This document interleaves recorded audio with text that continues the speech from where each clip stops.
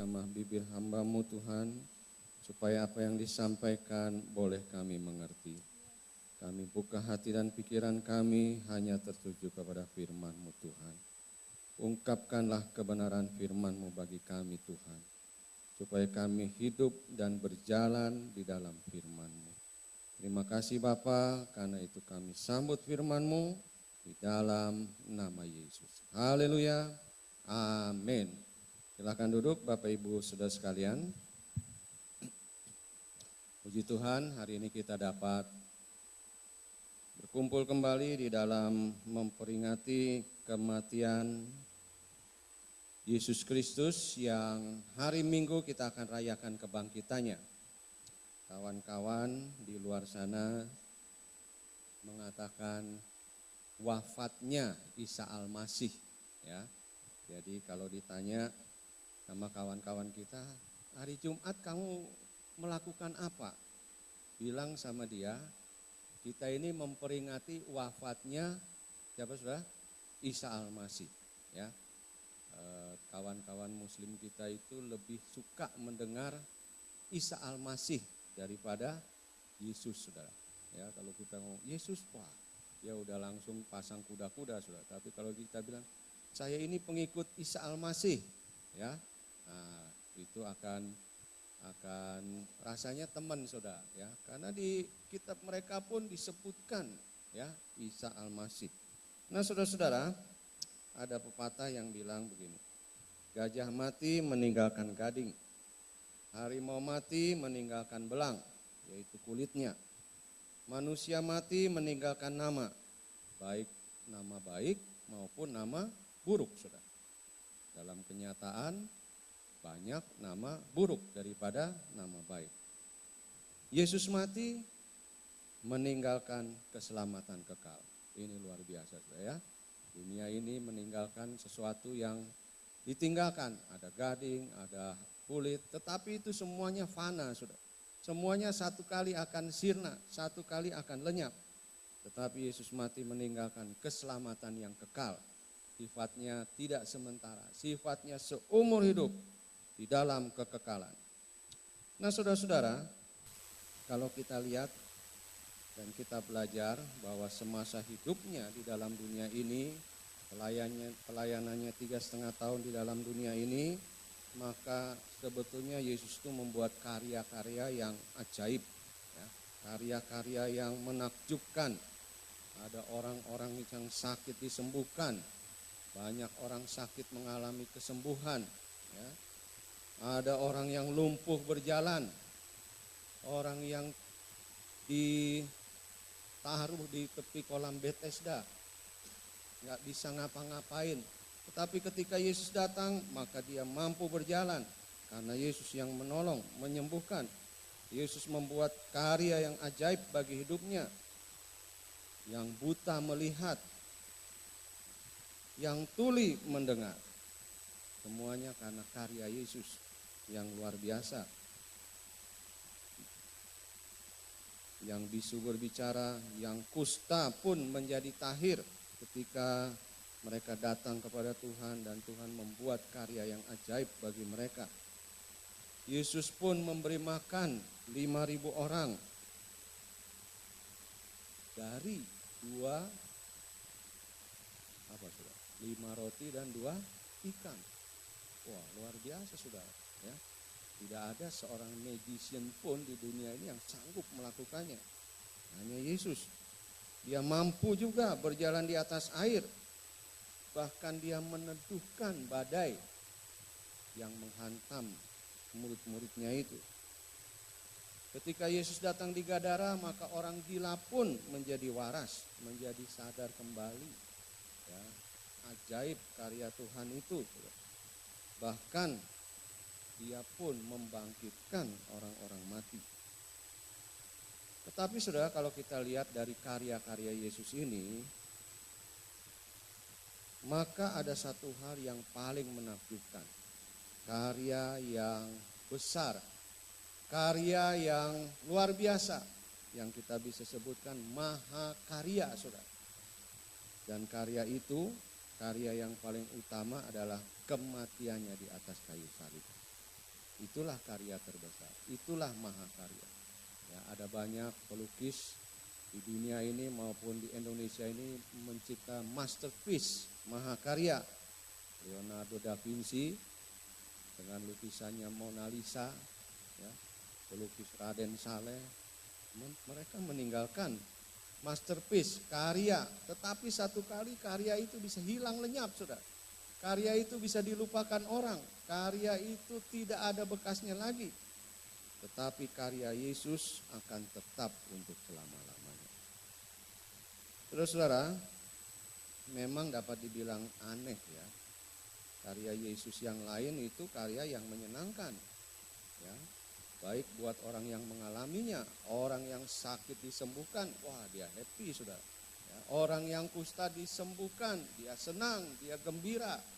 Ya, orang kusta itu saudara-saudara pada zaman itu, ya dia nggak boleh lagi kumpul sama keluarganya, saudara. Dia dikucilkan. Dia mungkin mempunyai kerinduan, bisa kapan saya ini bisa ketemu anak saya lagi? Kapan saya bisa bergaul dengan teman saya lagi? Kapan ketemu istri saya lagi? Tidak bisa saudara, karena dia dikucilkan. Ya. Tetapi ketika Yesus datang menyembuhkan, wah dia sangat happy, sangat gembira, sangat senang. Ya. Karya Yesus itu menyenangkan. Menyenangkan. Baik buat orang yang mengalaminya, maupun orang yang melihatnya. Ya, kita kagum, murid-murid kagum, banyak orang kagum dengan karya Yesus itu, saudara. Dan saya yakin bahkan bagi Yesus sendiri itu menyenangkan, saudara. Ya, dia bisa menyembuhkan orang, orang merasa happy, orang merasa senang, dan Yesus pun senang dengan karyanya itu, saudara. Tetapi peristiwa salib itu sungguh kontradiksi ya. Karya Yesus yang lain menyenangkan, tapi karya Yesus di atas kayu salib itu membuat murid-muridnya sedih dan membuat dirinya menderita, saudara. Jadi ini satu hal yang saya kira aneh, ya, sangat aneh karena Yesus itu membiarkan dirinya itu disakiti demikian rupa, saudara. Dihina demikian rupa, diumpat demikian rupa. Padahal meskipun dia itu 100% manusia di dalam dunianya ini, tetapi keilahiannya sebagai Tuhan juga tidak hilang, saudara. Ya, kuasanya sebagai Tuhan tidak hilang, keilahiannya tidak hilang, saudara. Dia tetap mempunyai kuasa untuk membuat keajaiban. Ya, dia bisa saja, saudara, menghilangkan diri. Ketika mau ditangkap di Taman Getsemane itu, bisa aja saudara. Ya, seperti dia tiba-tiba muncul di tengah ruangan di mana murid-muridnya berkumpul, bisa saja dia menghilang, saudara. Karena apa? Dia punya kuasa. Dia adalah Allah. Dia bisa membuat keajaiban itu, saudara. Atau dia bisa aja membuat lumpuh orang yang mau menangkapnya. Bisa aja, saudara. Ya, karena dia Allah. Dia Tuhan yang Maha Besar. Bisa saja dia bisa membuat bisu orang-orang yang mengumpatnya, saudara. Membuat bisu imam-imam kepala, Farisi, ahli Taurat yang menghinanya. Bisa aja, saudara. Dia bikin bisu orang-orang itu. Bahkan dia bisa melepaskan dirinya sendiri ketika dia di kayu salib, saudara. Karena dia Allah, dia mampu, saudara. Dia turun aja ketika dia mau disalib, dia turun aja, saudara, dari salibnya itu. Bahkan dia bisa dan mampu memanggil pasukan malaikat sorga untuk menghajar ini tentara Romawi yang mau menyalibkan dia. Oh, dia bisa aja, saudara. Dia punya kuasa untuk itu. Dia bisa membuat keajaiban yang lebih spektakuler. Tetapi saudara, kita lihat, Yesus diam aja, saudara. Dia tidak menggunakan kuasanya itu. Dia tidak menggunakan keilahiannya itu. Dia diam saja. Diam di sini dalam artian tidak berusaha membela diri. Ya. Tidak berusaha memberontak. tidak berusaha untuk melepaskan dirinya dari penderitaan yang akan dia alami, sudah. Karena apa? Ya, dia sudah bikin komitmen dengan bapaknya, sudah. Malam sebelumnya dia bikin komitmen dengan bapaknya. Biar kehendakmu yang jadi, bukan kehendakku Bapa. Ya. Kalau dia mau nurutin kehendaknya, saudara, habis itu, ya kan? Orang Romawi, ahli-ahli Taurat, dengan kuasanya dia bisa bikin lumpuh, dia bisa bikin bisu, dia bisa bikin buta, saudara. Ya. Kalau dia bisa mencelikkan orang yang buta, dia bisa juga membuat orang menjadi buta, saudara. Ya. Tetapi sekali lagi dia diam aja, saudara. Dia tidak berusaha membela dirinya. Dia diam, saudara. Ketika dia dipecut 39 kali. Ya. Dia dipecut dengan pecut yang ada kaitan besi di ujungnya itu. Dan tubuhnya hancur karena itu, saudara.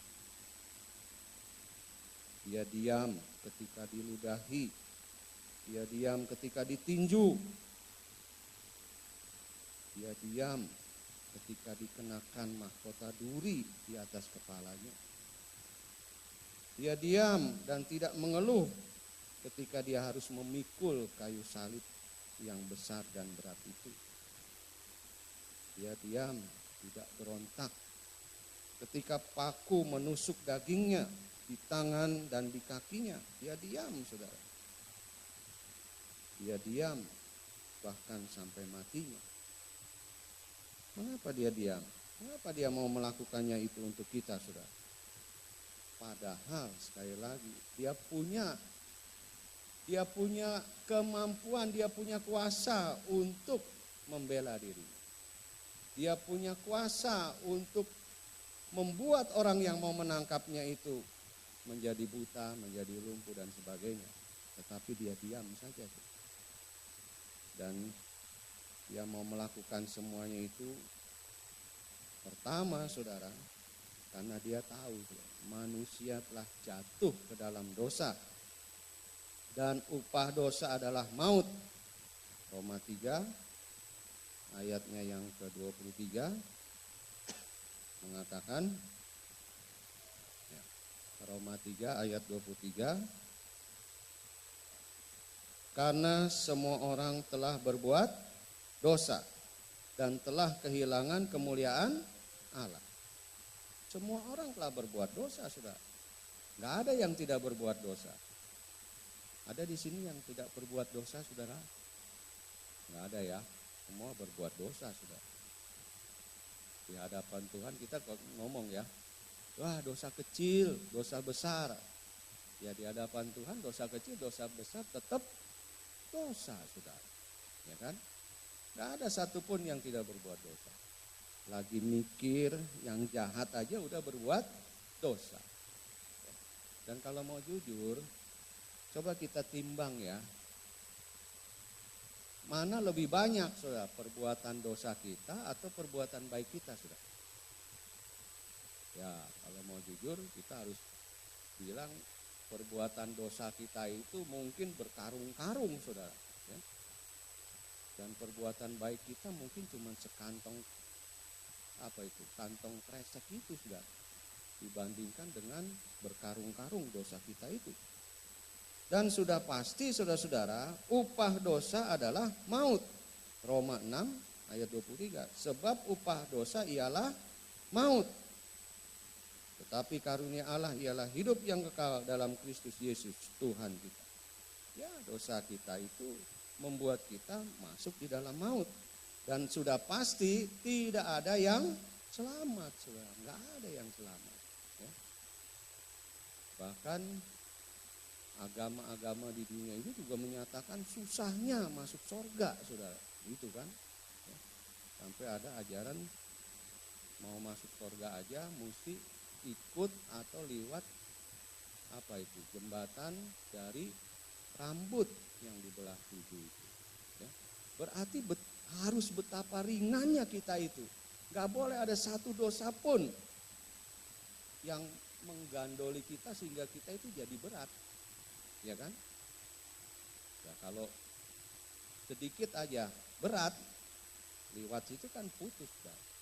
Gitu kan.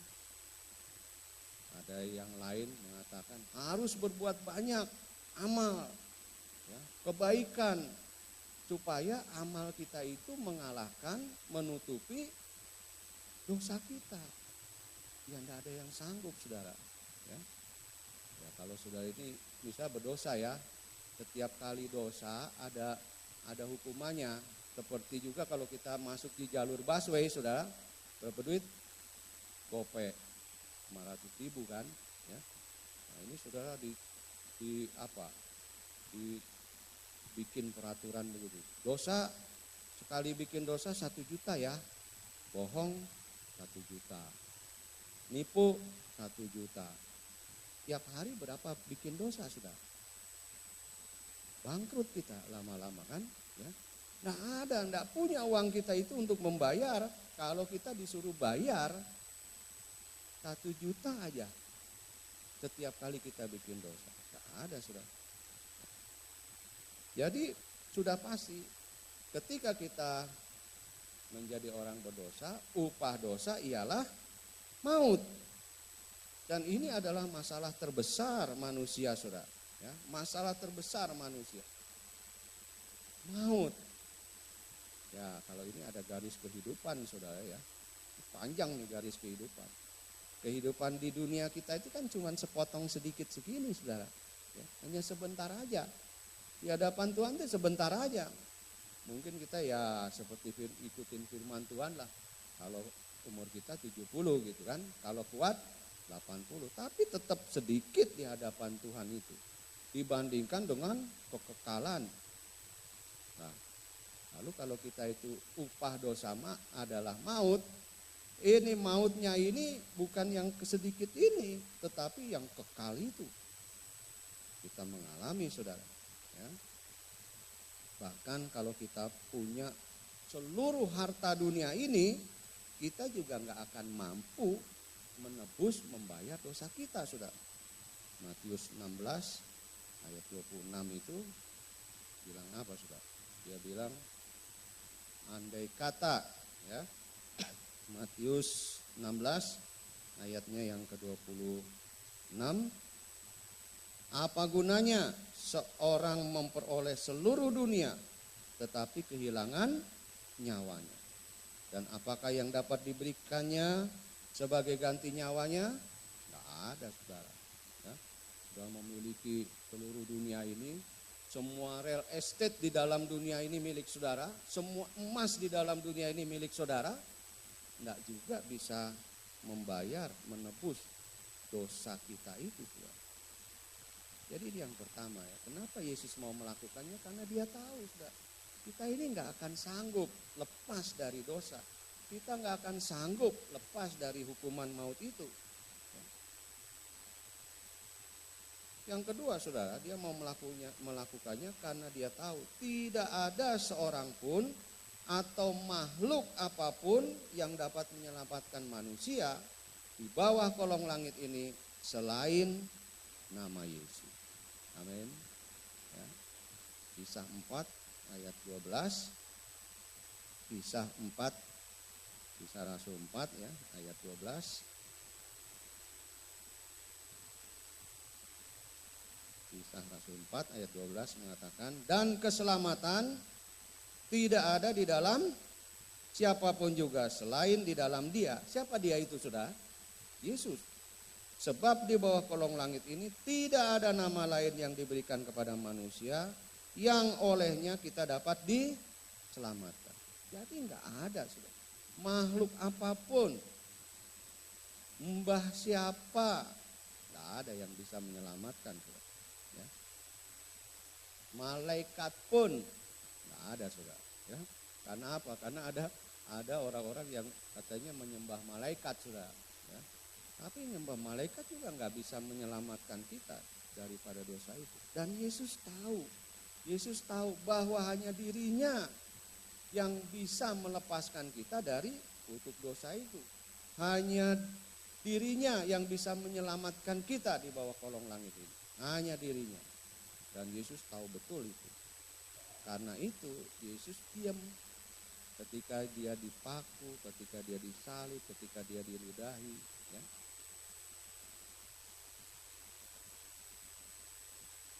Jadi begini saudara, ya, mungkin kita, kenapa sih kok Yesus mesti disalib begitu sebagai anak domba yang tidak bercela, saudara.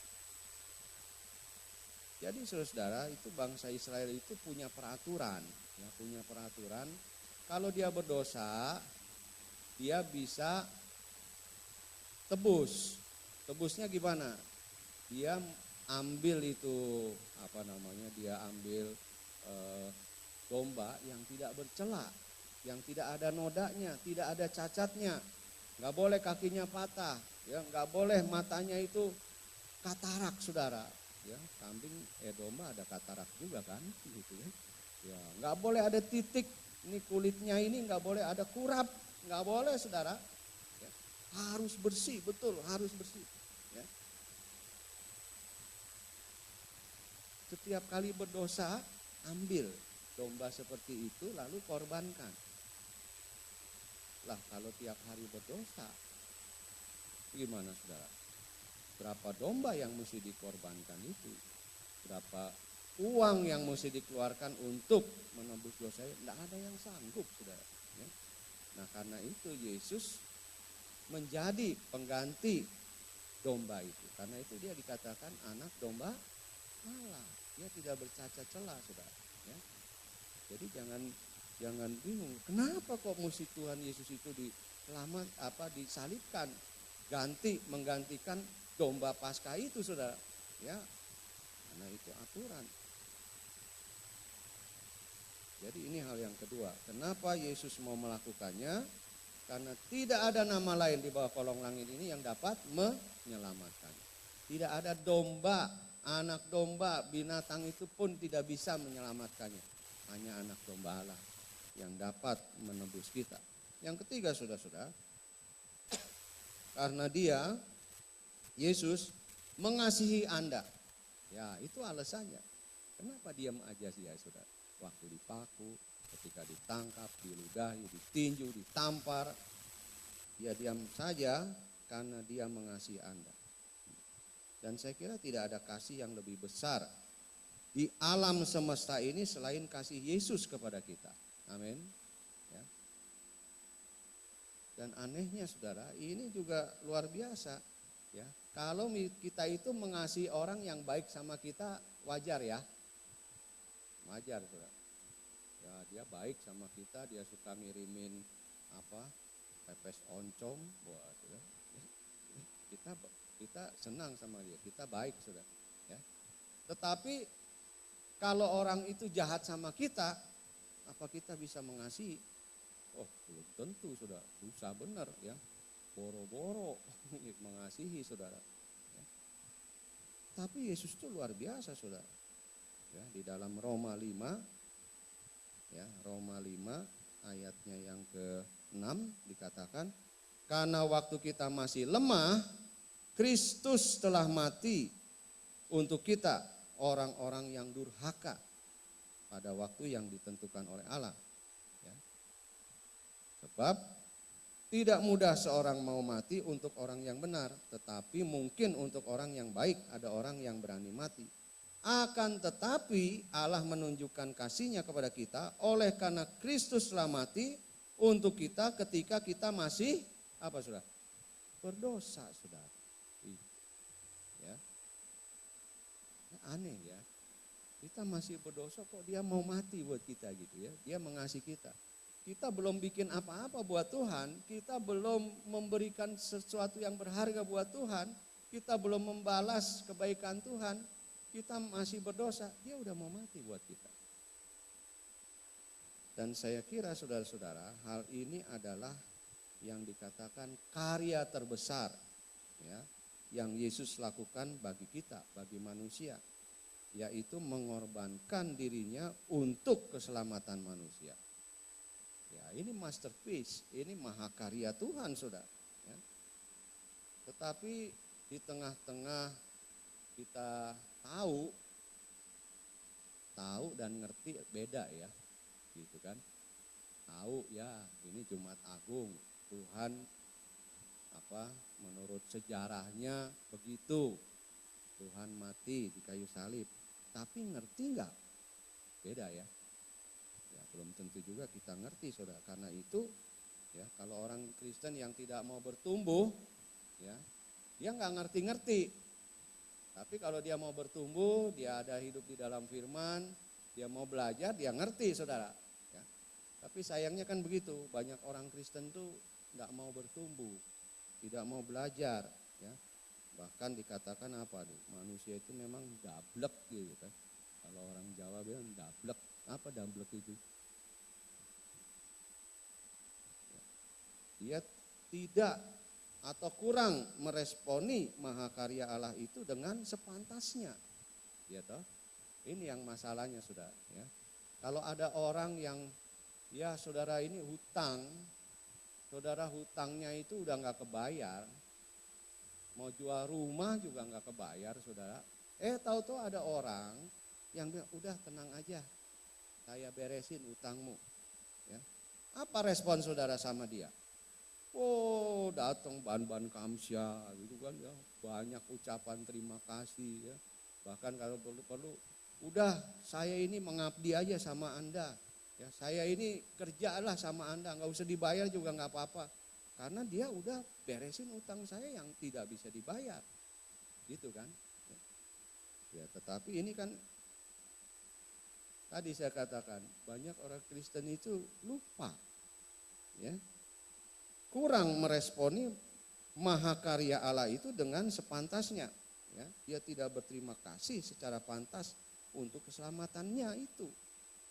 Satu kali Yesus lewat satu daerah, lalu ada 10 orang kusta ya. Masih ingat enggak kisah itu? 10 orang kusta. Ya 10 orang kusta ini dia teriak, Tuhan Yesus tolong. Ya karena orang kusta itu tadi saya bilang udah dikucilkan dia. Enggak boleh ketemu sama keluarganya, tidak boleh ada di dalam komunitas. Komunitasnya ya komunitas orang kusta itu, saudara. Sampai mati ya di situ. Wah, Tuhan liwat dan dia, Tuhan tolong Tuhan. Lalu Tuhan bilang apa? Pergi, tunjukkanlah dirimu kepada para imam. Wah, mereka akhirnya percaya juga ya. Ya karena udah gak hopeless, nggak ada jalan lain, ya udah deh ikuti aja apa yang diperintahkan Tuhan. Waktu mereka jalan kepada para imam, sembuh di tengah jalan sembuh saudara. Ya. Wah happy, senang, girang, ya sampai mungkin beberapa nggak ke imam lagi, udah langsung pulang ke rumah dia karena sembuh. Ya senang mau tunjukkan pada keluarga, saya udah sembuh. Ya. Tapi yang balik kepada Tuhan, bilang terima kasih sama Tuhan cuman berapa sudah? 1. Dari 10 cuman 1 yang balik pada Tuhan dan bilang terima kasih. Wah ini kebanyakan dari kita juga mungkin seperti itu saudara. Ya. Itulah tanda tidak meresponi karya Allah yang luar biasa itu bagi kita. Dan hal ini saudara bisa terwujud dengan cara orang tidak lagi mendahulukan Tuhan. Itu kan. Ya kalau kita itu tadi contohnya saya itu berhutang yang tidak bisa dibayar lagi, lalu ada orang yang melunasi hutang saya, ya. Dia suruh saya, tolong dong. Oh saya pasti akan cepat bergerak saudara. Karena apa? Dia juru selamat saya, dia yang tolong saya, ya. Mungkin saya pun ya waktu lagi makan belum habis makan dia udah panggil, saya tinggal tuh makanan, gitu kan? Ya karena dia juru selamat saya, dia yang menyelamatkan saya dari utang-utang saya, dia yang bayar utang-utang saya. Saya akan mendahulukan dia saudara daripada kepentingan diri sendiri, gitu kan? Ya tapi ini yang dialami saudara ya oleh Tuhan, ya bahwa mungkin kalau dia bisa berjumpa dengan kita dan dia berkata, saya ini sedih juga ya. Mungkin dia akan ngomong gitu ya. Dari 10 orang yang disembuhkan kok cuma 1 ya yang datang mengucapkan terima kasih, gitu kan. Dari karya yang dibuat oleh dia sehingga kita ini selamat, Kok responnya begitu ya? Nah ini saudara, wujud dengan cara tidak lagi mendahulukan Tuhan, tetapi mendahulukan dirinya sendiri. Bahkan malah menduakan Tuhan dengan ilah zaman ini, saudara. Apa sih ilah zaman ini? Ya mungkin pekerjaan kita, saudara. Itu jadi ilah zaman ini, ya jadi Tuhan kita, saudara. Ya, sehingga apa? Tidak mendahulukan Tuhan. Tuhan ke gereja, gue lagi repot nih kerja, nanti aja deh minggu depan ke gereja. Nah ini kan mendahulukan diri sendiri, saudara, daripada mendahulukan Tuhan. Ya.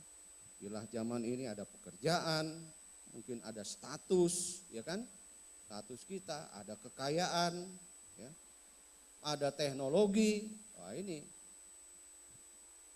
berapa jam saudara, atau berapa menit deh, nggak usah berapa jam, berapa menit saudara baca Alkitab di dalam handphone saudara, ketimbang main game.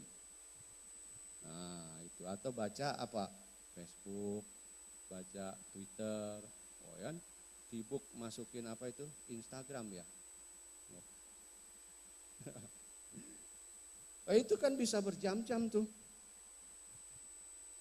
Lalu baca Alkitabnya,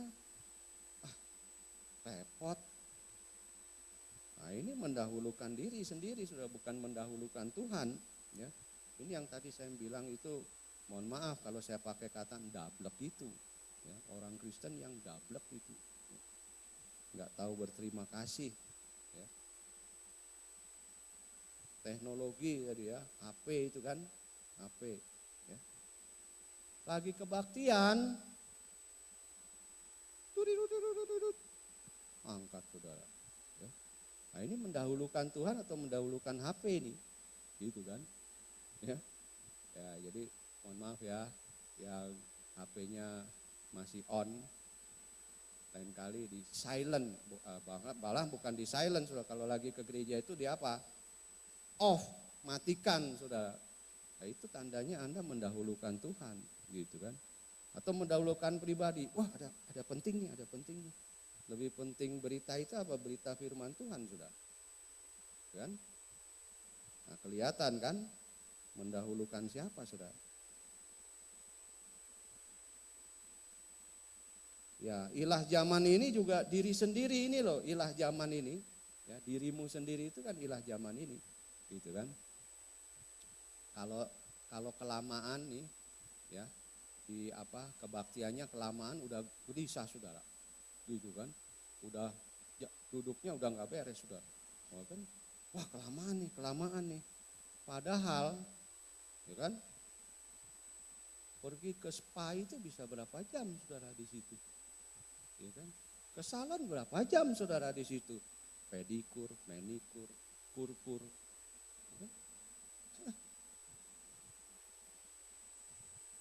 Ya ini diri sendiri bisa jadi ilah ya, bisa jadi ilah zaman ini, saudara. Ya, saudara, lebih penting diri sendiri daripada kepentingan Tuhan. Dan orang-orang ini adalah orang-orang yang tadi saya katakan dablek itu. Ya. Orang yang tidak menghargai mahakarya Tuhan itu dengan sepantasnya. Ya. Kekayaannya itu jadi ilahnya itu. Ya, bahkan dia pikir dengan dia yang kasih, mungkin dia bilang, wah memang saya ini paling besar menyumbang gereja, gitu kan. Lalu dia menjadi sombong, saudara. Wah ini kan nggak betul, saudara. Ya saudara-saudara, bisa terjadi begitu dan banyak terjadi begitu. Mungkin karena memang orang tidak melihat mahakarya Yesus itu dengan kenyataan hidup saat ini. Nggak kelihatan kan, gitu kan. Keselamatan apa sih? Bentuknya abstrak itu. Ya kan? Kalau berkat uang kelihatan ada uangnya. Nah kalau keselamatan mana bentuknya? Gak kelihatan. Ya memang saudara, inilah ujian iman kita. Ya, saudara benar-benar percaya bahwa ada mahakarya itu atau tidak? Itu saudara, ini ujian iman kita. Ya. Jadi jika Anda itu melihat orang lain yang bukan pengikut Yesus itu bisa hidup lebih baik, banyak hartanya, lebih makmur, padahal kita tahu ya hidupnya juga jahat, dia tipu kanan, tipu kiri, dia korupsi. Ya. Lalu Anda menjadi ragu akan Tuhan, lalu sudah timbul rasa iri di dalam hidupmu. Kok dia yang bukan anak Tuhan bisa begitu? Saya yang udah rajin ke gereja nggak begitu, kan? Nah, kalau ini yang Anda lihat berarti Anda belum sungguh-sungguh mengerti mahakarya Tuhan itu. Ya kan? Karena masih timbul ini kan, wah jadi ragu-ragu kita, ya jadi iri. Berarti Anda belum betul-betul mengerti mahakarya Yesus itu. Ya. Kapan ngertinya? Biasanya sih, ya, biasanya kita akan mengerti mahakarya Yesus yang luar biasa itu kalau ini udah meninggalkan tubuh yang fana ini, saudara, gitu kan? Ya, kita udah lepas nih dari tubuh ini, baru kita ngerti, saudara, gitu kan? Ya, atau udah menggap-menggap gitu kan? Ya, baru kita mulai ngerti mahakarya Yesus ini. Tapi kan sayang, saudara, bodoh bener kita, ngertinya itu kok udah menggap-menggap gitu ya. Baru ngerti mahakarya Allah. Mestinya kan ngerti dari sekarang sudah. Kita mengikuti, kita ngerti sudah. Ya kan? Banyak orang ngertinya itu tadi ketika meninggalkan tubuh fana ini ya. Lalu baru sadar. Aku ini di Firdaus atau di alam maut ini. Gitu kan? Ya. Wah, lalu nyesel, saudara. Nyesel. Waduh, kenapa saya waktu itu, apalagi yang masuknya di alam maut, saudara, gitu kan? Ya, panas di situ. Lalu baru nyesel. Wah, kenapa saya nggak terima Yesus ya? Kenapa saya nggak sungguh-sungguh ikut Yesus ya? Kenapa saya nggak sungguh-sungguh melayani Yesus ya? Tapi sudah terlambat. Itu sudah terlambat. Ya. Masuk alam maut atau masuk firdaus, saudara. Ya, saya berharap kita jangan terlambat sekarang, ya. Jangan terlambat. Tahu betul, ini Yesus ini bikin mahakarya yang dahsyat itu, mati di atas kayu salib itu untuk apa sih? Untuk tebus dosa kita, saudara. Ya. Jadi menyesal kemudian tidaklah berguna, saudara. Ya, seperti ada lagu bilang, terlambat sudah. Apa itu? Kau datang padaku. Kan? Nah, Tuhan bilang begitu juga kan, terlambat sudah kau datang padaku. Gitu kan? Sesal kemudian tidak berguna. Saudara. Jadi saudara-saudara, mari kita ingat selalu ini ya, mahakarya Allah di dalam hidup kita. Mahakarya Allah itu adalah membuat kita lepas dari dosa kita. Mahakarya Allah itu membuat kita bebas dari kutuk dosa, dari upah dosa yang adalah maut itu. Ya, sekali lagi kita harus sadari, kita harus tahu bahwa kita yang berdosa ini tidak bisa melepaskan diri dari maut. Kalau Allah tidak menolong kita, nggak bisa, saudara. Ya. Mungkin lalu saudara heran, lah dulu orang-orang yang mungkin belum kenal Yesus gimana, gitu kan? Ya, dia ada di tengah hutan sana gimana, saudara? Ya. Nah, Tuhan kan bilang mereka itu akan diadili menurut kitab-kitab mereka, saudara. Ya kan? Kitab-kitab mereka itu. Ya. Nah, tapi itu nanti kalau kita sama-sama dengan Tuhan menjadi hakim itu, mendampingi Tuhan jadi hakim, nanti di akhir zaman baru kita ngerti, saudara. Gitu kan? Ya. Tapi yang penting buat diri kita dulu sendiri adalah bagaimana kita meresponi karya Allah yang luar biasa itu, saudara. Ya. Dengan cara apa? Mendahulukan Dia. Itu. Jangan mendahulukan diri kita sendiri, saudara. Mari kita melakukannya dengan sadar, melakukannya dengan hati yang bersih, melakukannya dengan kasih kepada Tuhan yang telah menyelamatkan kita, menyelamatkan saudara dan saya dari hukuman yang kekal. Saya berharap kita dapat meresponi mahakarya Allah ini di dalam kehidupan kita. Pemain musik.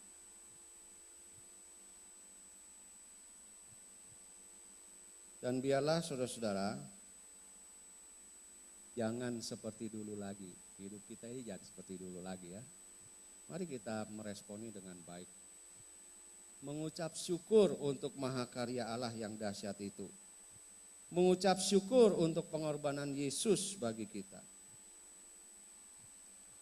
Selamat meresponi mahakarya Allah ini. Amin.